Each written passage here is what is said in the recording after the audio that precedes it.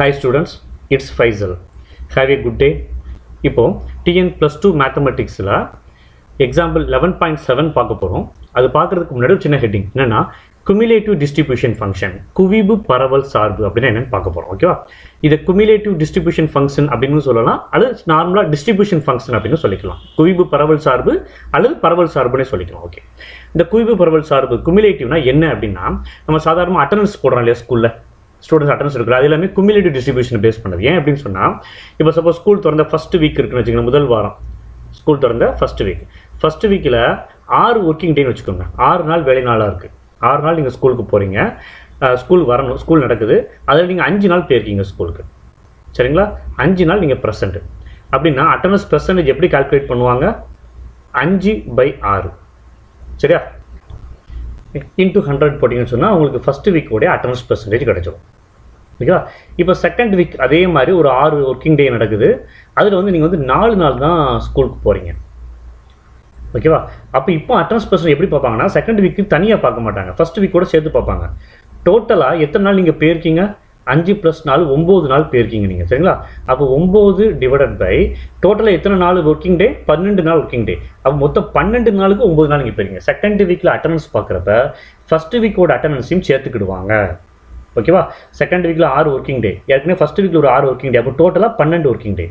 Second வீக்கில் நீங்கள் present ஆனது 4 நாள், ஃபஸ்ட் வீக்கில் நீங்கள் ப்ரெசென்ட் ஆனது 5 நாள், அப்போ 5 + 4 9 நாள். ஓகேவா? அப்போ 9/12 × 100 இப்படி தான் அட்டண்டன்ஸ் போடுவாங்க. அப்போ ஒவ்வொரு வீக்கு போகிறப்போ என்ன சொல்லுவாங்கன்னா, அதுக்கு முந்தின எத்தனை வீக் இருக்கோ அவ்வளோத்தையும் ஆட் பண்ணிக்குவாங்க. சரிங்களா? இப்போ நான் தேர்ட் வீக் போகிறேன் அப்படின்னு சொன்னால், தேர்ட் வீக்கில் வந்து ஒரு 6 ஒர்க்கிங் டே வச்சுக்கோங்க. 6 ஒர்க்கிங் டேக்கு நீங்கள் 6 நாளுமே ப்ரெசென்ட் ஆகிட்டீங்க.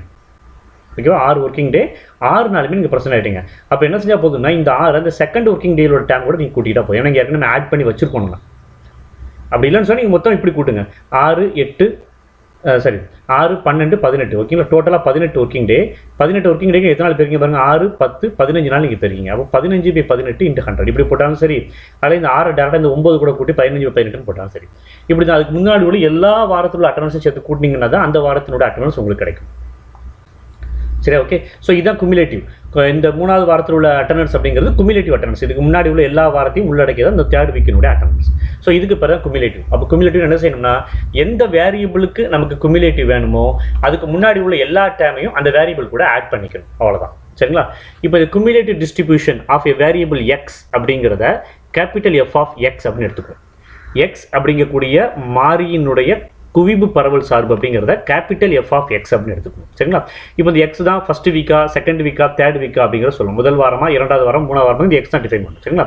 இது எத்தனாவது வாரமாக இருந்தாலும் சரி, இதனுடைய ஃபார்முலா என்ன அப்படின்னா, P of capital X < small X. சரிங்களா? இந்த எக்ஸ் எங்கே இருக்குதோ அதுக்கு முன்னாடி உள்ள எல்லா டேமினுடைய ப்ராபபிலிட்டியும் கண்டுபிடிக்கணும். இந்த எக்ஸ் எங்கே இருக்குதோ அதுக்கு முன்னாடி உள்ள எல்லா டேமினுடைய ப்ராபபிலிட்டியும் கண்டுபிடிச்சி எல்லாத்தையுமே நீங்கள் ஆட் பண்ணணும். சரிங்களா? ஸோ அதனால் என்ன செய்யணும், ஆட் பண்ணணும் அப்படிங்கிறனால எப்படி அடிக்கலாமா, சம்மேஷன் P ஆஃப் எக்ஸ் அப்படிங்கிறது நம்ம F ஆஃப் எக்ஸ்னு ஏற்கனவே சொல்லியிருக்கோம். அப்படிதான் P ஆஃப் எக்ஸ் அப்படிங்கிறத F ஆஃப் எக்ஸ் நம்ம ஏற்கனவே சொல்லியிருக்கோம். அப்போ என்ன சொல்லிக்கலாம், சம்மேஷன் F ஆஃப் எக்ஸ். எக்ஸோட வேல்யூ எதுலேருந்து இது வரைக்கும் இருக்கலாம், ஸ்டார்டிங்லேருந்து இந்த எக்ஸோட வேல்யூ எக்ஸ் வரைக்கும் வரலாம். அதிகபட்சம் ஸ்டார்டிங் 1ன்னு வச்சுக்கோங்க, ஃபஸ்ட்டு நம்பர்லேருந்து எக்ஸ் வரைக்கும் நமக்கு இருக்கலாம். சரியா? ஓகே, இதை கூட இப்படி எழுதிக்கலாம். என்னன்னா, இங்கே ஒரு xi அப்படின்னு போட்டுட்டு இங்கே xi < எக்ஸ்ன்னு சொல்லிக்கலாம். ஓகேவா? இந்த எக்ஸ் வரைக்கும் உள்ள எல்லா டேமினுடைய ப்ராபபிலிட்டியும் கண்டுபிடிச்சி எல்லாத்தையும் மொத்தமாக நீங்கள் ஆட் பண்ணணும். ஆட் பண்ணிங்கன்னா அது பேர் தான் குவிப்பு பரவல். சரிங்களா? குமிலேட்டிவ் டிஸ்ட்ரிபியூஷன் அப்படின்னு சொல்லிக்கலாம். Okay, right. இப்போ இந்த குமிலேட்டிவ் டிஸ்ட்ரிபியூஷனுக்கு சில ப்ராப்பர்ட்டிஸாக இருக்குது, நிறைய ப்ராப்பர்ட்டிஸ் இருக்குது. அதில் ஒரு முக்கியமான ப்ராப்பர்ட்டி என்ன அப்படின்னு சொன்னீங்கன்னா, இப்போ P of A < X < b இப்படி இருந்துச்சுன்னு சொன்னால் இதை F of B minus F of ஏன்னு எழுதிக்கலாம். இது ஒரு முக்கியமான ப்ராப்பர்ட்டி, நம்ம நிறைய பயன்படுத்துவோம் இந்த ப்ராப்பர்ட்டியை. சரிங்களா? ஸோ இது ஒரு இம்பார்ட்டன்ட் ப்ராப்பர்ட்டி, இதை வச்சுக்குவோம். இது போல் இன்னொரு 2 ப்ராப்பர்ட்டி இருக்குது, அது ப்ராப்ளம் சால்வ் பண்ணுறப்ப என்ன அப்படிங்கிறத பார்ப்போம். Okay, right. இப்போ நிகழ்தகவு நிறை சார்பிலிருந்து குவிப்பு பரவல் சார்பு முதல்ல என்ன செய்ய போகிறோம்னா, இந்த குமிலேட்டிவ் டிஸ்ட்ரிபியூஷனை ப்ராபபிலிட்டி மாஸ் ஃபங்க்ஷனுக்கு கண்டுபிடிக்க போகிறோம். சரிங்களா? அதாவது ப்ராபபிலிட்டி மாஸ் ஃபங்க்ஷன் தெரிஞ்சதுன்னா, நிகழ்தகவு நிறை சார்பு தெரிஞ்சதுன்னா அதுலேருந்து குமிலேட்டிவ் கண்டுபிடிக்க போகிறோம். ஓகேவா? ஸோ கொஸ்டின் என்னன்னு பாருங்கள். If the probability mass function F of X of random variable X கொடுத்தாச்சு, எக்ஸுங்கிற வேரியபிள் அதனுடைய ப்ராபபிலிட்டி வேல்யூ ரெண்டையுமே கொடுத்தாச்சு. அப்போ இது வந்து ப்ராபபிலிட்டி மாஸ் ஃபங்க்ஷன், நிகழ்தகவு நிறை சார்பு. இதுதான் நிறை வேல்யூ, இதுதான் நிகழ்தகவு வேல்யூ, இது எல்லாமே எக்ஸனோட வேல்யூ. சரிங்களா? ரைட். கொடுத்துட்டு find it's cumulative distribution function. முதல்ல குவிவு பரவல் சார்பு என்னன்னு கேட்டிருக்காங்க. அதுக்கப்புறம் அதை வச்சு ரெண்டு subdivision, P of X less than or equal to 3 ஒன்று, P of X greater than or equal to 2 அப்படின்னு சொல்லிட்டு ஒன்று, ரெண்டு சப்டிவிஷன் கேட்டிருக்காங்க. Okay right. இப்போ ஃபர்ஸ்ட் நம்ம கொடுத்துருக்க டேபிள்லேருந்து நம்ம ஸ்டார்ட் பண்ணலாம். முதல்ல குவிவு பரவல் சார்பு கேட்டிருக்காங்களே ஃபர்ஸ்ட் சப்டிவிஷனு. ஸோ அப்போ என்ன செய்யணும், முதல்ல ஒவ்வொரு நம்பர் இந்த எக்ஸுக்கு பதிலாக 1 2 3 4 போட்டு கேபிட்டல் எஃப் நம்ம கண்டுபிடிக்க போகிறோம். சரிங்களா? ஸோ முதல்ல எஃப் ஆஃப் 1, இந்த ஸ்மால் ஒன்றுக்கு பார்த்தீங்க அப்படின்னு சொன்னால் ஸ்மால் ஒன்றுக்கு நேர இருக்கிறது 1/12. சரிங்களா? அதுக்கு முன்னாடி எதுவுமே கிடையாது, அப்போ 0 இருக்குன்னு அர்த்தம். அப்போ ஈக்குவல் டு 1/12 அப்படின்னு போட்டுக்கலாம் நீங்கள். சரிங்களா? அப்போ எஃப் ஆஃப் 1ஓட வேல்யூ 1/12 தான். அடுத்து எஃப் ஆஃப் 2 எடுத்திங்கன்னா எஃப் ஆஃப் 2க்கு நேர இருக்கிறது 5/12 ப்ளஸ் அதுக்கு முன்னாடி இருக்கிறது 1/12. அதுக்கு முன்னாடி என்ன இருக்கோ அதுக்கப்புறம் ஆட் பண்ணிடுங்க. ரெண்டுக்குமே டினாமினேட்டர் சேமாக இருக்குது. ஸோ நியூமரேட்டர் ஆட் பண்ணிங்கன்னா 6/12. இது இப்போதைக்கு அடிக்க வேண்டாம், தேவைப்பட்ட கடைசியில் நம்ம அடிச்சுக்கலாம். சரிங்களா? அடுத்து எஃப் ஆஃப் 3 எடுத்தீங்க அப்படின்னு சொன்னால் மூணாவது டேர்மும் 5/12 தான். ஸோ அப்போ 5/12 ப்ளஸ் ரெண்டாவது டேர்ம் ஒரு 5/12 ப்ளஸ் ஃபஸ்ட்டு டேர்ம் ஒரு 1/12. என்னது பாருங்கள், டினாமினேட்டர்லாம் சேம், நியூமரேட்டர் ஆட் பண்ணிங்கன்னா 5 10 11, அப்போ 11/12ன்னு சொல்லிக்கலாமா? சரி.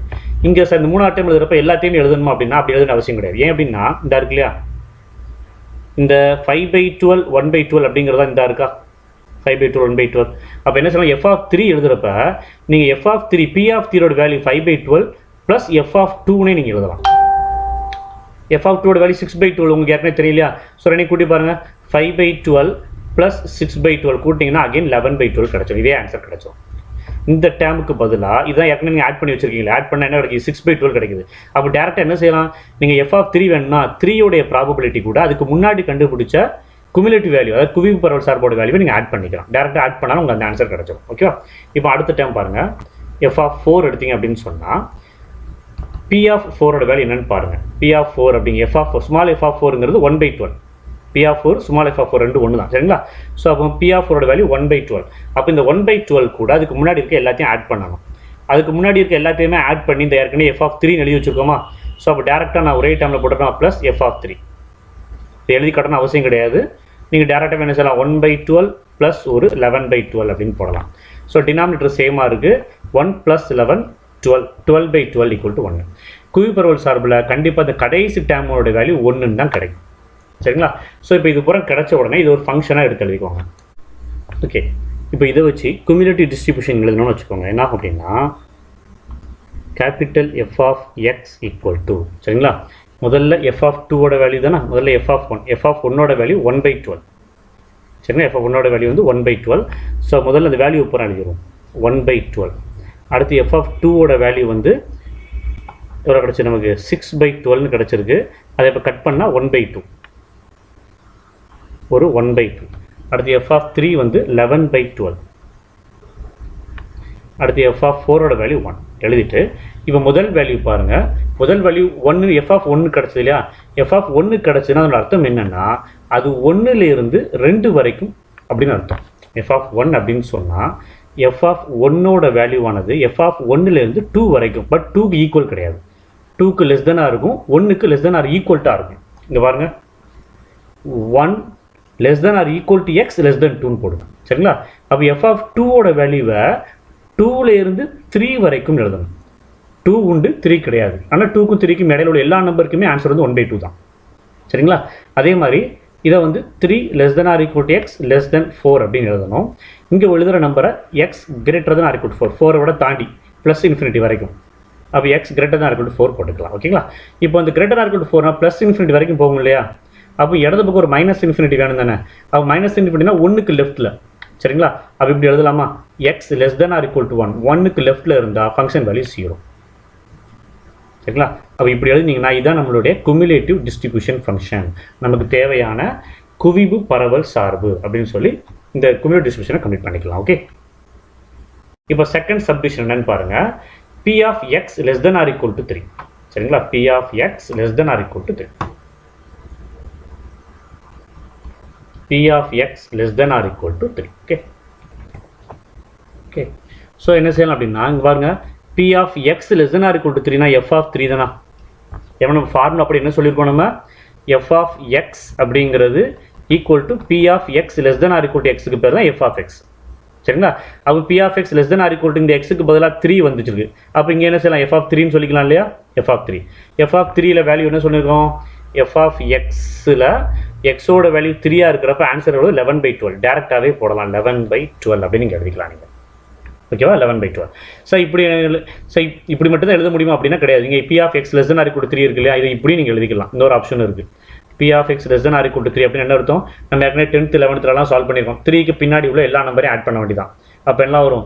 B of X equal to 1 plus P of X equal to 2 plus P of X equal to 3. இதை அப்புறம் அகைன் ஆட் பண்ணிங்கனாலும் அதே 11/12 தான் வரும். நீங்கள் இப்படி செஞ்சாலும் கரெக்டு தான். இங்கே குமுலேட்டிவ் டிஸ்ட்ரிபியூஷன் கண்டுபிடிச்சதுனால நம்ம இப்படி செய்கிறது பெட்டர். Okay, right. ஸோ அடுத்து இது வந்து 2வது சப்டிவிஷன். அடுத்து 3வது சப்டிவிஷன் என்னன்னு பாருங்கள். 3வது சப்டிவிஷன் என்ன அப்படின்னா P of x greater than or equal to 2. P of x greater than or equal to 2.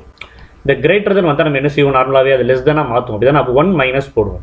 1 minus P of x less than 2 போடலாமா? இந்த greater than வந்தால் நம்ம 10thலேருந்தே பண்ணிக்கிட்டு இருப்போம். greater than வந்துட்டுனாலே 1 மைனஸ் போடுவோம். இங்கே ஈக்குவல் டு வந்ததுனால இங்கே ஈக்குவல் டு போட மாட்டோம். இந்த greater than கூட ஈக்குவல் டு இருக்கிறதுனால இங்கே ஈக்குவல் டு கிடையாது. சரிங்களா? அப்போ 1 மைனஸ் எக்ஸ் லெஸ் தென் 2 அப்படின்னு சொல்லுவோம். ஓகேவா? ஸோ டக்குன்னு என்ன சொல்லிடக்கூடாது? எஃப் ஆஃப் 2ன்னு போட்டக்கூடாது. ஏன்னா இங்கே லெஸ் தென் ஃபார்முலா பாருங்கள், less than or equal to எக்ஸ்ன்னு இருந்தால் தான் F of x. F of X equal to B of X less than or equal to x. கீழே ஒரு ஈக்குவல் இருக்கணும். சரிங்களா? வெறும் லெஸ் தென் எக்ஸ்னா எஃப் ஆஃப் எக்ஸ் கிடையாது. வெறும் லெஸ் தென் எக்ஸ்னா அது என்ன கிடையாது? எஃப் ஆஃப் எக்ஸ் கிடையாது. அப்போ டேரெக்டாக என்ன பண்ணிடக்கூடாது? எஃப் ஆஃப் 2 அப்படின்னு போட்டுறக்கூடாது. சரியா? ஸோ இப்போ என்ன பண்ணால் இது 2 பின்னாடி உள்ள நம்பர், 2க்கு பின்னாடி உள்ள நம்பர்ஸ் தானே. 2க்கு பின்னாடி உள்ள நம்பர்னா p of X less than or equal to 1 தானா? 2க்கு முன்னாடி வரக்கூடியது வந்து 1 தான் வரும். அப்போ P of X less than or equal to 1 ஆகும். இதை 1 minus P of X less than or equal to 1 அப்படின்னா எஃப் ஆஃப் 1ன்னு சொல்லிக்கலாம். எஃப் ஆஃப் 1ஓட வேல்யூ எவ்வளவு? 1/12. எஃப் ஆஃப் 1னா எஃப் ஆஃப் எக்ஸில் எக்ஸுக்கு பதிலாக 1, எக்ஸுக்கு பதிலாக 1ன்னு போட்டிங்கன்னா 1/12 கிடைக்கும். சரியா? ஸோ அப்போ 1/12. ஸோ கம்ப்ளீட்டாக சிம்பிளிஃபை பண்ணிங்கன்னா 12 மைனஸ் 1 அகெயின் 11/12. அப்போ P of X greater than or equal to 2 வந்து 11/12 அப்படின்னு சொல்லிட்டு ப்ராப்ளத்தை கம்ப்ளீட் பண்ணிடலாம். ஓகே, இந்த ப்ராப்ளம் உங்களுக்கு யூஸ்ஃபுல்லாக இருந்துச்சுன்னு சொன்னால் உங்கள் ஃப்ரெண்ட்ஸ் கூட ஷேர் பண்ணுங்கள், லைக் பண்ணுங்கள், சப்ஸ்கிரைப் பண்ணிக்கோங்க. தேங்க்யூ. தேங்க்ஸ் ஃபார் வாட்சிங்.